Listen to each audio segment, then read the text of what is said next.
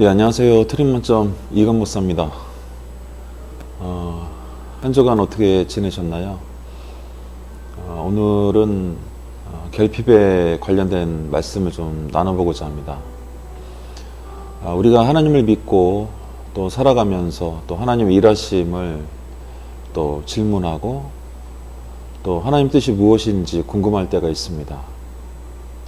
이런 질문들은 일이 순탄하게 잘 풀리거나 또 자신의 역량에 맞게 적재적소에서 활동하고 있을 때는 쉽게 나올 수 있는 질문은 아니죠.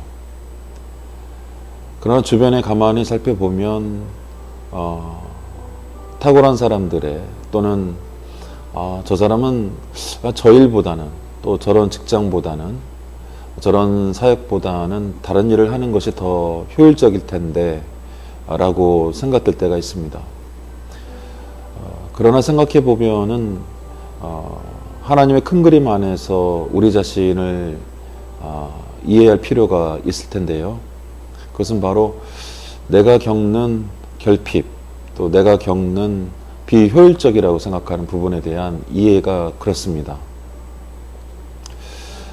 가만히 생각해 보면 수많은 선교사들이 또 복음을 감당했던 수많은 믿음의 선조들이 살아온 삶을 보면요, 그들의 삶이 결코 비효율적이거나 또는 인간의 눈으로 봤을 때 당장 무엇을 심어서 남기는 일들은 거의 없었습니다.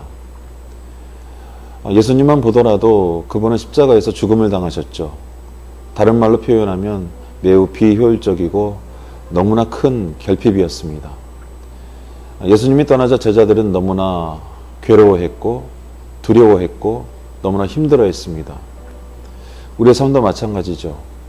내게 중요한 사람이 떠났을 때에 찾아오는 그 내면적인 결핍, 그 당황스러움들은 이루 말할 수가 없기 때문입니다.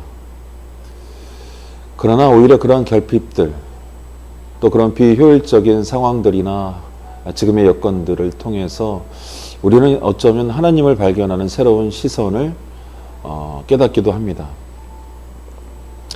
우리의 눈은 특별히 망막이라고 그러죠. 그 망막은 투명하다고 그럽니다.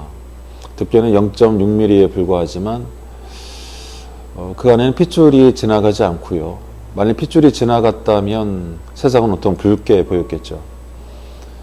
우리 신체 중에 가장 작은 부분 중에 하나지만 스스로 핏줄을 포기하고 눈물과 또는 외부의 그런 광선들을 통해서 활동하는 이 망막이 없다면 우리는 아마 세상을 바르게 보기 어려웠을 것입니다. 가장 약하죠. 가장 얇고 또 어떤 핏줄도 지나가지 않는, 어찌 보면 태화된 것이 아닌가 싶을 정도로 약한 기관 중에 하나입니다. 비합리적이고요. 비효율적이고 어쩌면 가장 약한 결핍이 느껴지는 그런 기관입니다.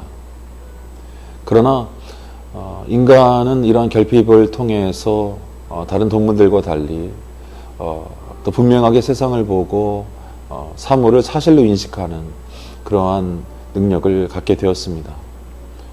또한 인간은 자신의 결핍을 또 하나의 도약이나 또 미래를 초대하는 그런 상상력과 또 믿음과 연관지어 지금까지의 진화, 진보를 이루어왔습니다. 그러므로 우리가 하나님의 뜻을 발견한다는 것이 꼭 적재적소에 효율적인 일들을 경험하면서 정말 하나님이 내게 축복을 주시고 내게 적합한 일을 하는구나, 주시는구나 이렇게 생각하는 일에만 있는 것이 아니라 어쩌면 정확히는 우리의 결핍과 지금의 안타까운 상황들 속에서 하나님의 목적이 무엇인지 깨닫고 그 목적 안에서 자신을 순종시키는 일이, 또 자신을 설득해 나가는 일, 또 하나님의 뜻을 발견해 나가는 일이 더 중요할 것 같습니다. 하나님이 사람을 선택해서 사용하는 방법은 늘 가득 찬 사람이 아니라 그 중심을 보시고 하나님이 사랑할 만한 자를 사랑하시고 또 연약한 자를 통해서 영광을 받으셨습니다. 지금의 결핍, 지금의 비효율적인 상황들 분명 감춰진 은혜가 있을 것입니다. 한 주간에도 승리하시기 바랍니다.